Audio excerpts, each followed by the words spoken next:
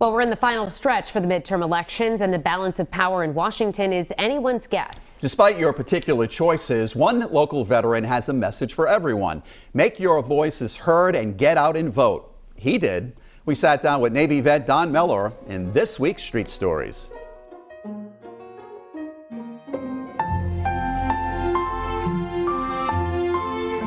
A member of the greatest generation, 101-year-old Navy veteran Don Mellor, continuing to exercise his civic duty by casting his ballot in this year's midterm elections. I like the privilege that I could do that. And I like to know that no one knows what I'm going to vote for. I could change my mind after I hear so many stories about things, and I can change my mind right to the very end, and then I know I just voted. I just told them what I think. The World War II vet, who's been alive for 19 presidents, says he decided to participate in early voting for the first time. And years ago, probably you won't remember, when you voted, you had to pull the curtain around. So now, no one, I can tell you, oh yeah, I'm with you 100%, but I'm going behind that curtain. You don't know. Now, what would happen, you're watching your feet. You know, the Democrats over here, the Republicans over here, so. We first introduced you to Mr. Mellor a couple of years ago.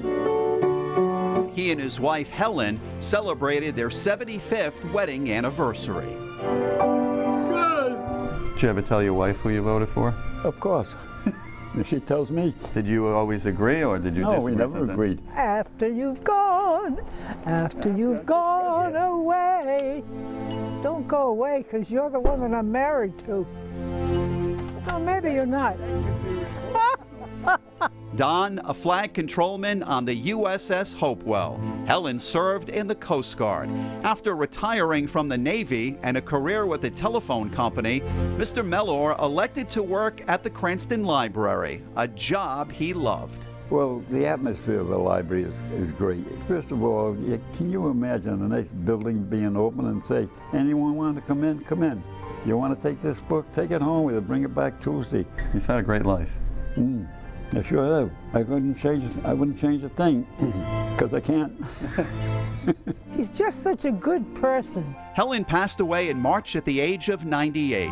It was written in her obituary that she left an empty space for her husband of 76 years and an appreciation of family love. What do you miss most about Helen?